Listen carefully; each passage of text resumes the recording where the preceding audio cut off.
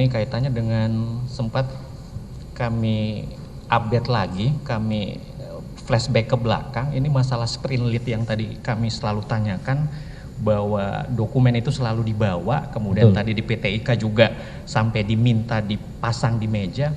Ini sempat muncul di media, dibawa oleh salah satu politisi masuk di suatu talk show, tapi bahwa bisa dijamin dokumen-dokumen itu memang kembali lagi sifatnya rahasia ya, saksi.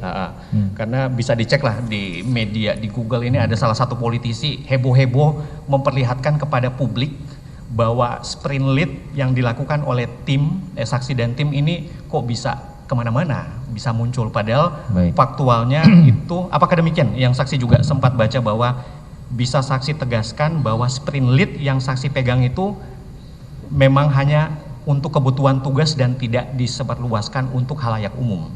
Betul Bapak, jadi perlu saya sampaikan bahwa terkait dengan sprint lead itu,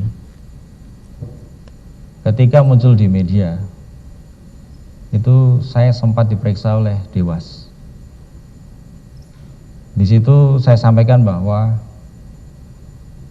yang menyiapkan dari awal untuk sprint lead, sprint gas, semua dokumen-dokumen itu saya sendiri.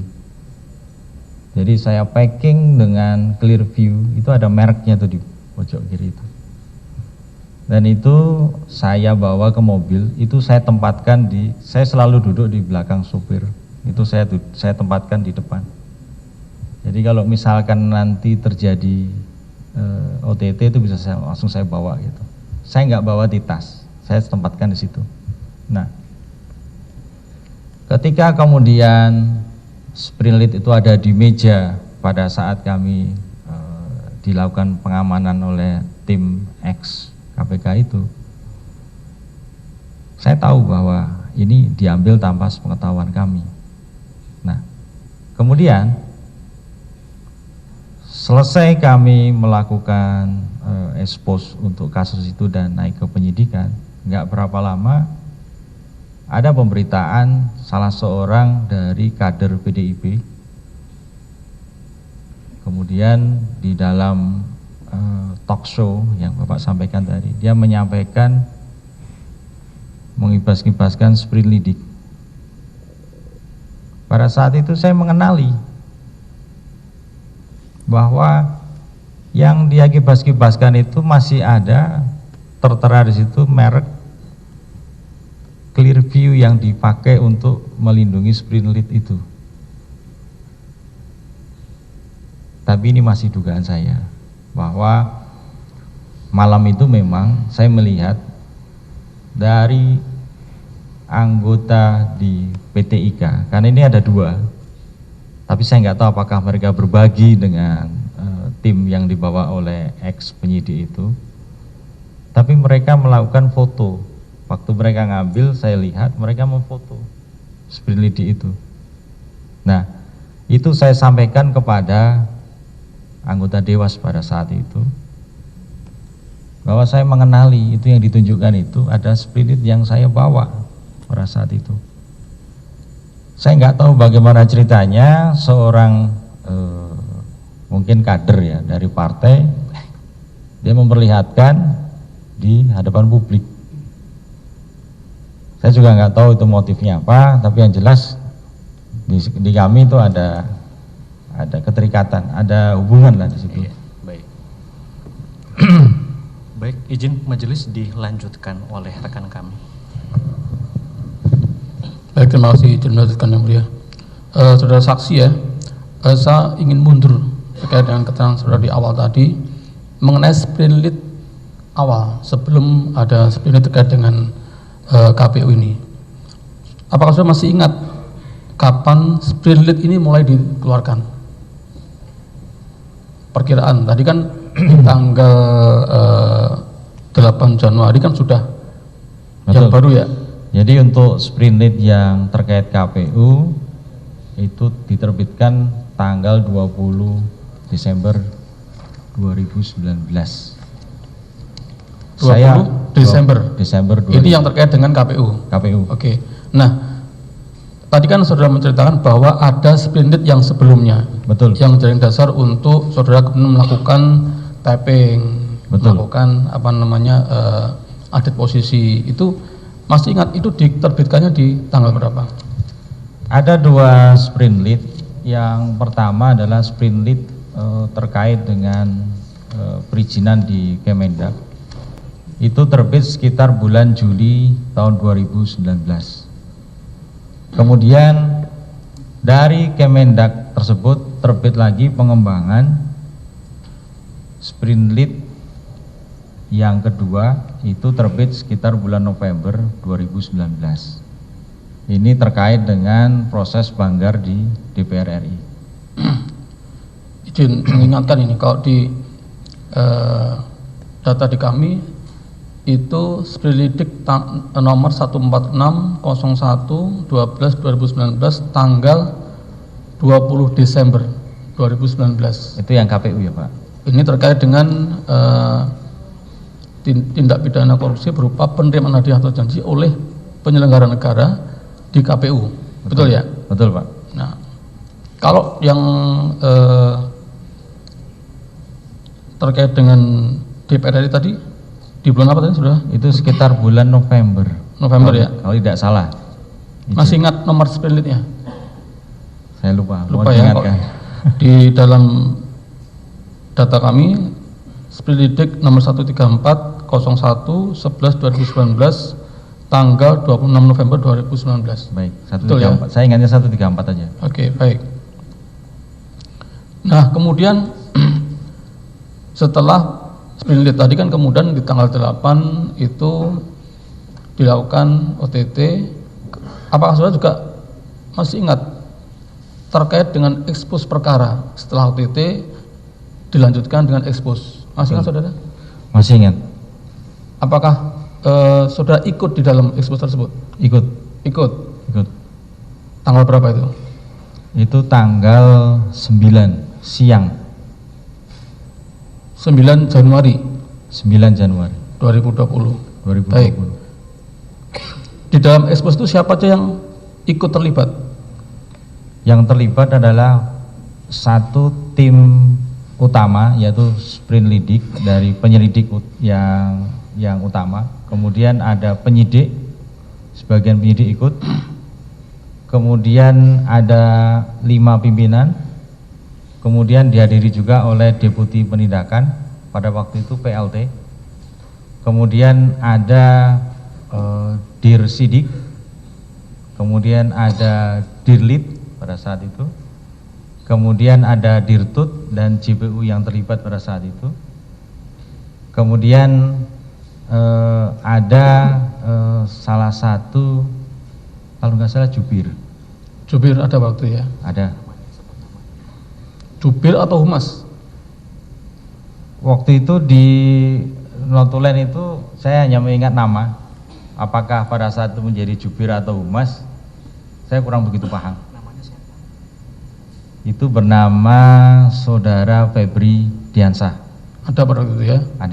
Ada di presensi, ada dia tanda tangan pada saat itu. Dan kemudian beliau juga melakukan semacam kesimpulan yang dirunut, mungkin itu akan dijadikan sebagai pemberitaan. Jadi di apa ya? Pointers pemberitaan itu ya. Di capture lah pada saat itu. Baik. Nah, kemudian tadi kan kalau saya mengikuti kronologis yang saudara ceritakan tadi kan, saudara kan di jam 3 dini hari kan masih di PT IKA tadi ya. Ya. Nah, kemudian kok bisa kemudian di tanggal 9 sudah bisa ikut ekspos? Jadi karena kami kedatangan dari Dirsidik pada saat itu, Pak RZ Panca, kemudian kami juga sudah dilakukan tes urin. Nah, kami dipersilakan untuk pulang pada saat itu.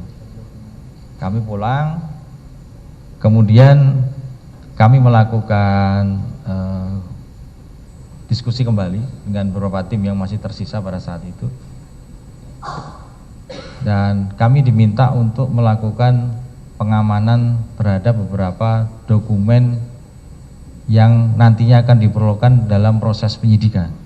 Jadi biasanya kami akan melakukan proses istilahnya proses prasegel, Bapak. Belum kami lakukan penyegelan, hanya untuk mengamankan supaya statusnya quo, jadi tidak berpindah tempat. Itu ada beberapa tim yang turun. Kemudian sekitar pukul 10.11 kami kembali ke kantor, kami menyusun paparan dan melakukan harmonisasi terhadap BAPK yang sudah dilakukan. Oke, baik. Nah, dari paparan yang tadi saudara siapkan, apa yang saudara simpulkan dari rangkaian peristiwa yang saudara lakukan penyelidikan tadi?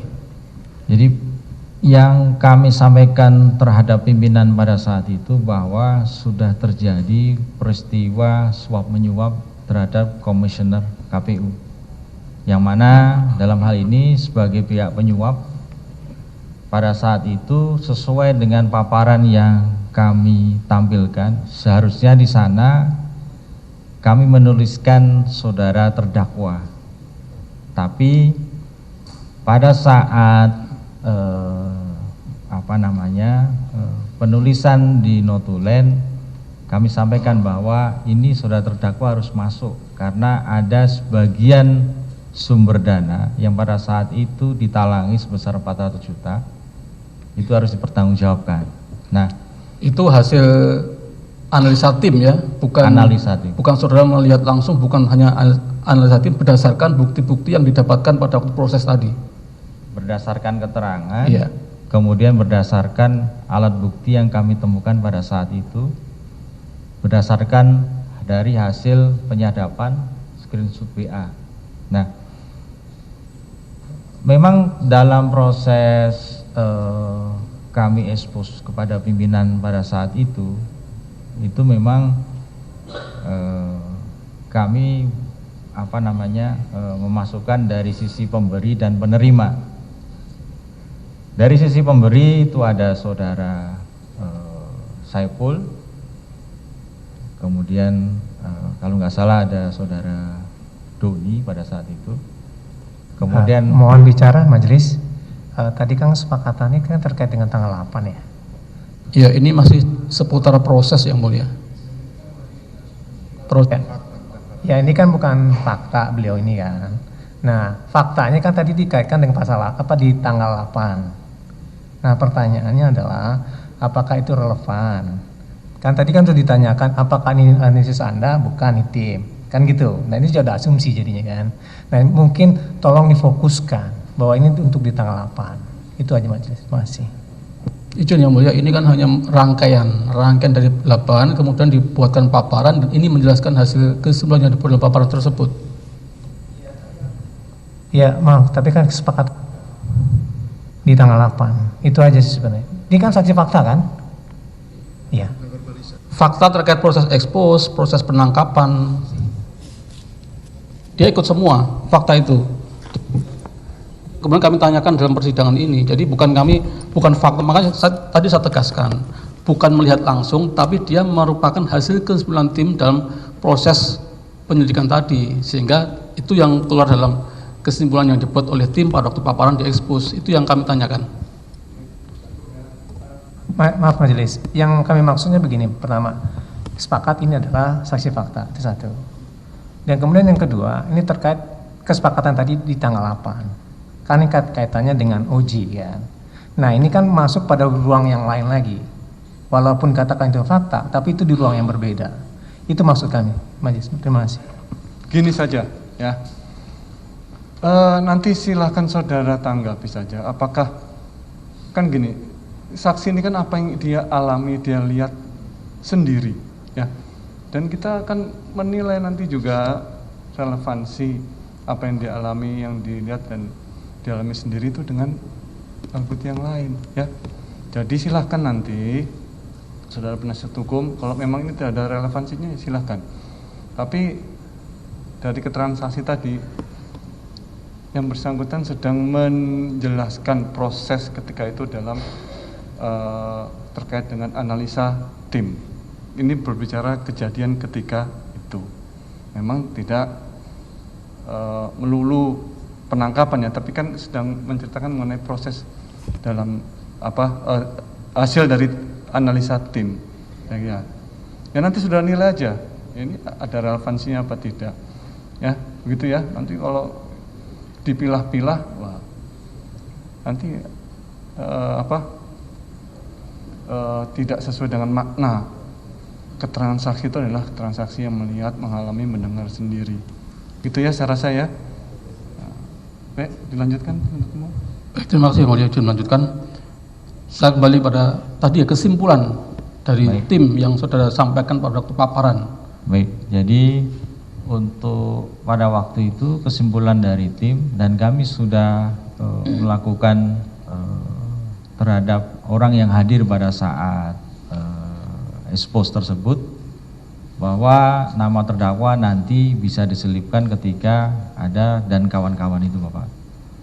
Dan kemudian dari sisi penerima pada saat itu kami simpulkan 2 orang yang harus dimintai pertanggungjawaban, Saudara Wahyu Setiawan dan Saudari Tio. Pada saat itu ada 2 kalau nggak salah. Baik. Kemudian disepakati yang naik pada waktu naik adalah Saiful Bahri, kemudian Tio, kemudian Harun Masiku dan Wahyu Setiawan ya. Harun Masiku juga masuk. Oke, jadi 4 pada waktu 4 yang disepakati naik ya. Betul. Baik.